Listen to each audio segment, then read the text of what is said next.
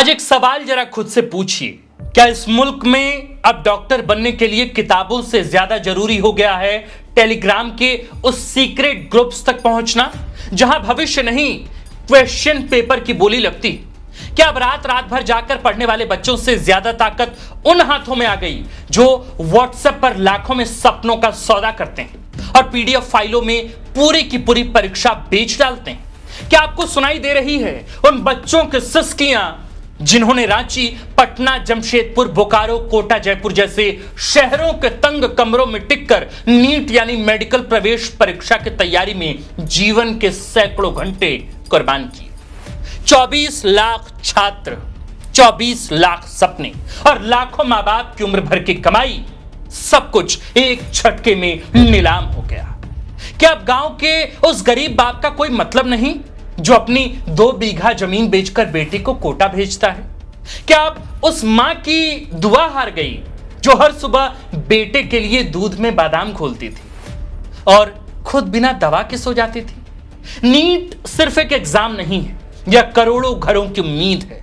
यह उस middle class परिवार का सपना है जो ईएमआई और कोचिंग फीस के बीच जिंदगी काटता है। यह उस किसान की उम्मीद है जो कहता है कि बेटा डॉक्टर बन जाएगा तो घर बदल जाएगा। लेकिन इस बार क्या हुआ? 3 मई को हुई परीक्षा रद्द हो गई। क्यों? क्योंकि पेपर बिक गया, क्योंकि सिस्टम बिक गया, क्योंकि ईमानदारी हार गई। सीबीआई कह रही है कि महाराष्ट्र से लेकर दिल्ली और दिल्ली से राजस्थान तक एक पूरा का पूरा सिंडिकेट एक्टिव था। टेलीग्राम पर पीडीएफ घूम रही थी, लाखों में डील हो रही थी, गेस्ट पेपर के नाम पर फ्यूचर बेचा जा रहा था। और सवाल सिर्फ उन अपराधियों पर नहीं है जो पकड़े गए, सवाल तो नेशनल टेस्टिंग एजेंसी पर सबसे ज्यादा है। इतनी बड़ी परीक्षा, इतना बड़ा सिस्टम, इतना बड़ा सिक्योरिटी नेटवर्क, फिर भी पेपर बाहर कैसे आया? क्या प्रिंटिंग प्रेस से निकला? क्या सर्वर से लीक हुआ? आखिर कैसे सिस्टम के नाक के नीचे कोचिंग माफिया, कैरियर काउंसलर्स और पॉलिटिकल लिंक्स मिलकर बच्चों के भविष्य का सौदा कर रहे थे? नमस्कार, जोहार, आप देख रहे हैं द फोर्थ पिलर। हमारा नाम आकाश आनंद है। आज के इस वीडियो में हम उन मुजरिमों के जुर्म की कुंडली खंगालेंगे जिन्होंने आपके त्याग, तपस्या का, आपके बच्चों की मेहनत का सौदा किया। ये वो दिमाग हैं जो सिस्टम को अंदर से खोखला कर रहे हैं। नासिक के शुभम खैरनार से लेकर बिहार के संतोष जायसवाल तक, यश यादव से लेकर एनटीए के सिस्टम से सीधे तौर पर जुड़े केमिस्ट्री के प्रोफेसर पीवी कुलकर्णी तक, हर कड़ी, हर गद्दारी और हर उस शख्स का कच्चा चिट्टा खोलेंगे जिसकी वजह से आज देश का युवा सड़क पर रोने को मजबूर है।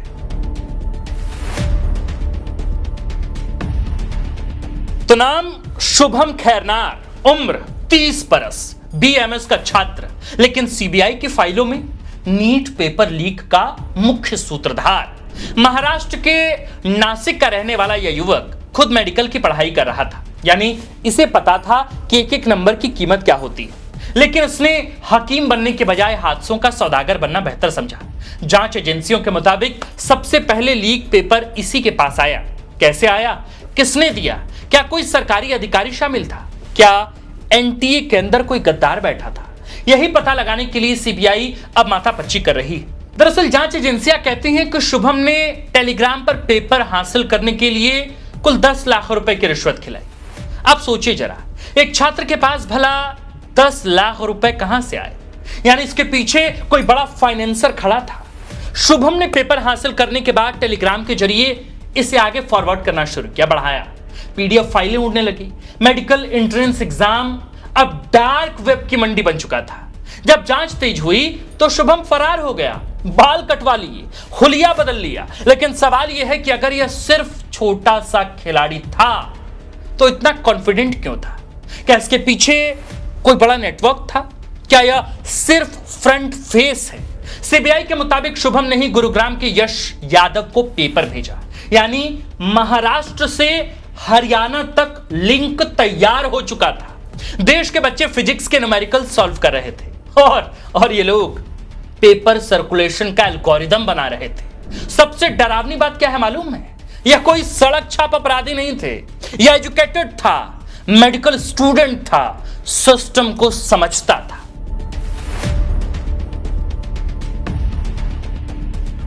नाम यश यादव, जगह गुरुग्राम, पहचान कैरियर काउंसलर। लेकिन जिसने जो बच्चों का करियर गाइड करने का पेशा ओढ़ रखा था, वही उनका फ्यूचर हाईजैक कर रहा था। सीबीआई की जांच में यश यादव की भूमिका बेहद अहम बताई जा रही है। यह इस पूरे नेटवर्क का मिडिलमैन था, यानी डील कराने वाला, ब्रोकर या यूं कहें कि कनेक्टर। एक तरफ पेपर लीक माफिया, दूसरी तरफ छात्र और कोचिंग नेटवर्क, बीच में बैठा था यश यादव। बताया जा रहा है कि अप्रैल 2026 में शुभम खैरनार ने यश को बताया कि राजस्थान का बिवाल परिवार 10-12 लाख रुपए देने को तैयार है। बस यहीं से शुरू हुई करोड़ों सपनों की दलाली। 29 अप्रैल को टेलीग्राम पर फिजिक्स, केमिस्ट्री और बायोलॉजी के पेपर भेजे गए पीडीएफ फॉर्मेट में, और हर पेपर के बदले मिले 10 से 15 लाख रुपए। सोचिए, देश का युवा कैरियर काउंसलिंग लेने जाता है, पेरेंट्स भरोसा करते हैं, टीचर जैसा सम्मान देते हैं, लेकिन अगर वही आदमी क्वेश्चन पेपर बेचने लगे तो फिर बच्चों को किस पर भरोसा करना चाहिए? सीबीआई के अनुसार यश का लिंक राजस्थान के कोचिंग हब से भी था, सीकर, जहां हजारों छात्र डॉक्टर बनने का सपना लेकर पहुंचते हैं, लेकिन वहां गेस्ट पेपर के नाम पर खेल चल रहा था। 410 सवाल बेचे गए और उनमें से 150 असली परीक्षा से मैच कर गए। क्या यह सिर्फ गेस था या पूरा गेम ही सेट था? यश यादव की गिरफ्तारी ने उस चमकदार कोचिंग इकोसिस्टम का अंधेरा चेहरा दिखाया है, जहां मोटिवेशनल सेमिनार के पीछे लाखों का करप्शन छिपा हो सकता है।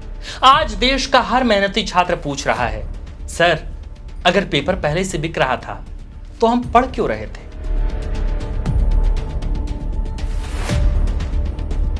राजस्थान का जमवा रामगढ़, एक परिवार, बिवाल टाइटल वाला परिवार, मांगीलाल बिवाल, विकास बिवाल, दिनेश बिवाल। अब जांच एजेंसियों के मुताबिक एक ऐसा परिवार जो पूरे पेपर लीक नेटवर्क का सिंडिकेट चला रहा था। सीबीआई कह रही है कि मांगीलाल ने अपने बेटे विकास के लिए पेपर खरीदा, 10-12 लाख की डील हुई, लेकिन मामला सिर्फ अपने बेटे को पास कराने तक सीमित नहीं रहा। जांच में खुलासा हुआ कि इस परिवार ने वही पेपर राजस्थान के दूसरे छात्रों को 30-30 लाख रुपए में बेचना शुरू कर दिया, यानी पेपर खरीदा भी और आगे बेचकर प्रॉफिट भी कमाया। एजुकेशन नहीं, फ्रेंचाइज मॉडल। सबसे चौंकाने वाली बात क्या है मालूम? इस परिवार के 4 बच्चे पहले ही नीट पास कर चुके हैं, सभी मेडिकल कॉलेजों में पढ़ रहे हैं। अब जांच एजेंसियों को शक है कि क्या इनकी सफलताओं का आधार भी पेपर लीक था। अगर यह सच निकला तो यह सिर्फ एक परिवार का अपराध नहीं होगा, यह मेरिट सिस्टम की कब्र होगी, कब्र। विकास बिवाल खुद नीट उम्मीदवार था, सीकर में कोचिंग कर रहा था। पूछताछ में उसने बताया कि कोचिंग के दौरान यश यादव से संपर्क हुआ, यानी कोचिंग हब से क्राइम हब तक का रास्ता बहुत छोटा था। और फिर आता है एक राजनीतिक एंगल, दिनेश बिवाल, बीजेवाईएम यानी भारतीय जनता पार्टी की युवा इकाई भारतीय जनता युवा मोर्चा से जुड़ा रहा है। विपक्ष पूछ रहा है कि क्या पेपर लीक माफिया को पॉलिटिकल प्रोटेक्शन मिला हुआ था? एक गरीब छात्र अगर फॉर्म में गलती कर दे तो एग्जाम हॉल से बाहर कर दिया जाता है, लेकिन करोड़ों के पेपर लीक करने वाले लोग सालों तक सिस्टम में घूमते रहते हैं। क्यों? क्योंकि इनके पास नेटवर्क है ना, पावर है, पॉलिटिकल कनेक्शंस हैं। यह परिवार अब सिर्फ एक क्रिमिनल केस नहीं है, यह उस बीमारी का सिंबल है जहां सक्सेस का शॉर्टकट ईमानदारी से ज्यादा ताकतवर हो गया है। पुणे की तंग गलियों में एक ब्यूटी पार्लर चलाने वाली महिला, नाम मनीषा संजय वाघमारे, उम्र 46 साल, पति पेशे से डेंटिस्ट, ऊपर से देखने में एक साधारण कामकाजी महिला, लेकिन वह निकली इस पेपर लीक रैकेट की एक शातिर एजेंट। मनीषा इस घोटाले में गिरफ्तार होने वाली पहली महिला है। यह पिछले 3 सालों से पेपर के सौदागरों के लिए ग्राहक यानी छात्र तलाशने का काम कर रही थी। इसके पास से 21 अलग अलग बैंक खातों के सबूत मिले। नीट परीक्षा से ठीक पहले इसके खाते में 10 लाख से ज्यादा की संदिग्ध राशि आई। इसका काम था छात्रों को गेस्ट पेपर के नाम पर बेवकूफ बनाना और उन्हें लीक पेपर की ओर धकेलना। गिरफ्तार होने से पहले इसने अपने मोबाइल और लैपटॉप से सारे सबूत मिटाने की कोशिश की, कॉल लॉग्स डिलीट कर दिए, लेकिन सीबीआई की फॉरेंसिक टीम अब उन डिलीट चैट्स को रिकवर कर रही है जो मनीषा और माफियाओं के बीच का पुल थी। एक डेंटिस्ट की पत्नी होकर इसने मेडिकल पेशे की गरिमा को धूल में मिला दिया।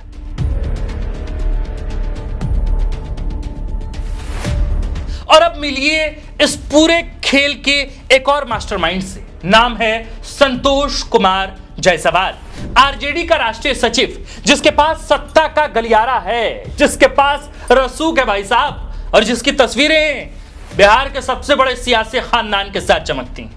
दिल्ली पुलिस के क्राइम ब्रांच ने जब इसे दबोचा तो बिहार की राजनीति में भूचाल आ गया। संतोष जायसवाल कोई छोटा मोटा मोहरा नहीं है, यह उस पूरे नेटवर्क का दिमाग था जो मेडिकल कॉलेजों में एडमिशन दिलाने के नाम पर 25 से 30 लाख रुपए वसूलता था। इसके पिता एक सिनेमा हॉल में काम करते थे, लेकिन चंद सालों में संतोष ने नोटों के पहाड़ खड़े कर दिए। घोड़ा सहन और ढाका इलाके में यह चर्चा आम है कि अगर एमबीबीएस की डिग्री चाहिए तो संतोष से मिल लो। इसके भाई ने चुनाव लड़ा, यह खुद भी सियासत की ऊंची सीढ़ियां चढ़ने की तैयारी में था, लेकिन इस रसूख के पीछे छिपा था वो काला चेहरा जो मेधावी छात्रों की सीट अमीर जादों को बेचता था। राजनीति की ओट में यह भ्रष्टाचार का किला कब तक सुरक्षित रहेगा? यह सवाल आज हर उस वोटर का है जिसके बच्चे की सीट इस मास्टरमाइंड ने छीन ली।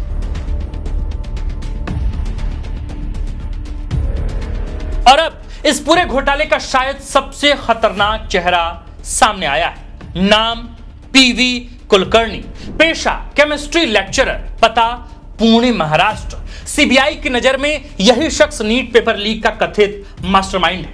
अब तक लोग समझ रहे थे कि पेपर बाहर किसी कोचिंग माफिया ने लीक किया होगा, लेकिन जांच ज्यों-ज्यों आगे बढ़ी वैसे वैसे शक की सुई सीधे एनटीए सिस्टम के भीतर घूमने लगी।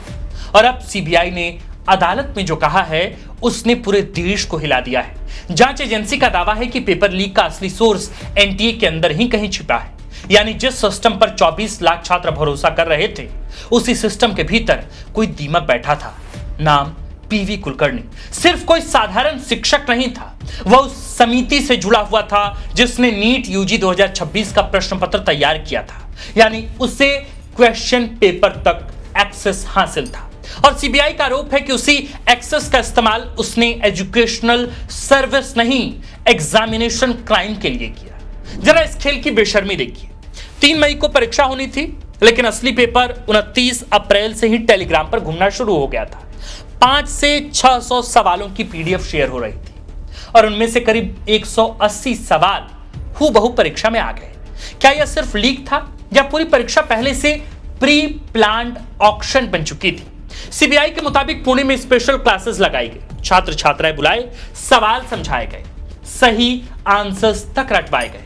और इस पूरे खेल में कथित तौर पर मनीषा वाघमारे जैसी एजेंट भी शामिल थीं, जो छात्रों को इस सीक्रेट क्लास तक पहुंचाने का काम कर रही थी। सोचिए जरा, देश का एक बच्चा गांव में लालटेन के नीचे बैठकर ऑर्गेनिक केमिस्ट्री याद कर रहा था, और दूसरी तरफ एसी कमरों में, वातानुकूलित कमरों में असली पेपर की स्पेशल क्लास चल रही थी। यह सिर्फ करप्शन नहीं था, यह मेरिट के खिलाफ ऑर्गेनाइज्ड कॉन्स्पिरेसी है। अब सबसे बड़ा सवाल शिक्षा व्यवस्था से है। अगर क्वेश्चन पेपर बनाने वाली कमेटी तक माफिया की पहुंच हो गई तो फिर सेफ क्या बचा है? और उससे भी बड़ा सवाल, क्या पीवी कुलकर्णी अकेला था? क्या एनटीए के भीतर पूरा लीक कॉरिडोर काम कर रहा था? क्या इतनी बड़ी परीक्षा, इतनी मजबूत सिक्योरिटी, इतनी डिजिटल मॉनिटरिंग, फिर भी पेपर बाहर आ गया? इसका मतलब साफ है, बाहर के दलालों से ज्यादा खतरनाक अंदर बैठे गद्दार हैं, गद्दार।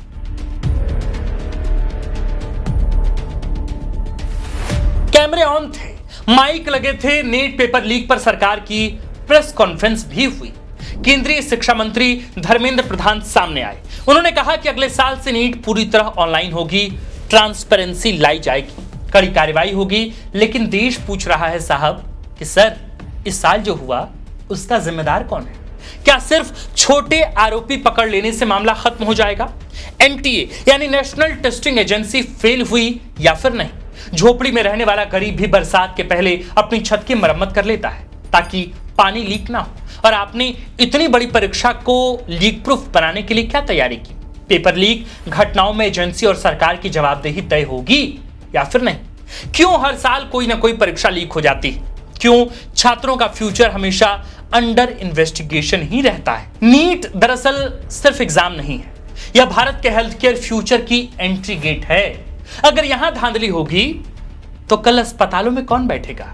वो छात्र जो मेहनत से आया या वो जिसके पिता ने टेलीग्राम पर पीडीएफ खरीदी? एजुकेशन मिनिस्टर ने ऑनलाइन एग्जाम की बात तो कही, लेकिन सवाल टेक्नोलॉजी का नहीं, सवाल इंटीग्रिटी का है। आज जरूरत सिर्फ इतनी नहीं कि मुजरिम अरेस्ट कर जेल भेज दिए जाएं। जरूरत है सिस्टम क्लींजिंग की, पॉलिटिकल अकाउंटेबिलिटी की और उस भरोसे को वापस लाने की जो लाखों छात्रों ने खो दिया है। क्योंकि इस देश में गरीब आदमी के पास एक ही पूंजी होती है, उसके बच्चे की पढ़ाई। और जब वही बिकने लगे तो सिर्फ पेपर लीक नहीं होता, पूरे समाज का मोरल स्ट्रक्चर लीक हो जाता है। कोचिंग सेंटरों और करियर काउंसलर्स का जो नेक्सस दिल्ली, सीकर और नासिक में फल फूल रहा है, उसे तोड़ने के लिए इच्छा शक्ति चाहिए, सिर्फ आश्वासन नहीं। विपक्ष इस्तीफे मांग रहा है, छात्र इंसाफ मांग रहे हैं और देश का भविष्य सड़कों पर धूल फांक रहा है। याद रखिएगा, जब तक आप इन सपनों के हत्यारों को फांसी के फंदे तक नहीं पहुंचाते, तब तक आपकी हर सफाई महज एक सियासी ड्रामा है, ड्रामा। नीट पेपर लीक कोई इकलौती घटना नहीं है, यह एक चेतावनी है। यह चेतावनी है कि अगर आज हम चुप रहे तो कल हमारे बच्चों की मेहनत की कोई कीमत नहीं होगी। ये मुजरिम शुभम, यश, मनीषा, संतोष, ये सिर्फ मोहरे हैं, मोहरे। असली शतरंज के खिलाड़ी अभी भी आजाद घूम रहे होंगे। हमें जवाब चाहिए, हमें वो ट्रांसपेरेंसी, पारदर्शी सिस्टम चाहिए जहां एक गरीब का बच्चा भी अपनी काबिलियत पर डॉक्टर बन सके, न कि किसी जायसवाल के रहमो करम पर। 2024 में भी नीट का पेपर लीक हुआ था और उसके सूत्रधार बिहार के पटना से लेकर झारखंड के हजारीबाग, धनबाद और रांची तक से पकड़े गए थे। देश जानना चाहता है साहब कि उन मुजरिमों पर चल रहे मुकदमों का क्या हाल है? कितनों के खिलाफ स्पीडी ट्रायल चला और कितनों को सजा हुई, जरा बताइए। क्या इस बार भी जिन मुजरिमों के चेहरे सामने आ रहे हैं उन्हें वाकई सजा हो पाएगी? यह सवाल जरूरी है कि आपसे पूछा जाए और इसलिए देश का बच्चा यह सवाल सरकार के तमाम मदने नसीब साहबों के आंख में आंख डालकर पूछ रहा है कि बताइए हमारे भरोसे का क्या हुआ, बताइए इस सिस्टम का क्या हुआ जो कोलैप्स कर रहा है।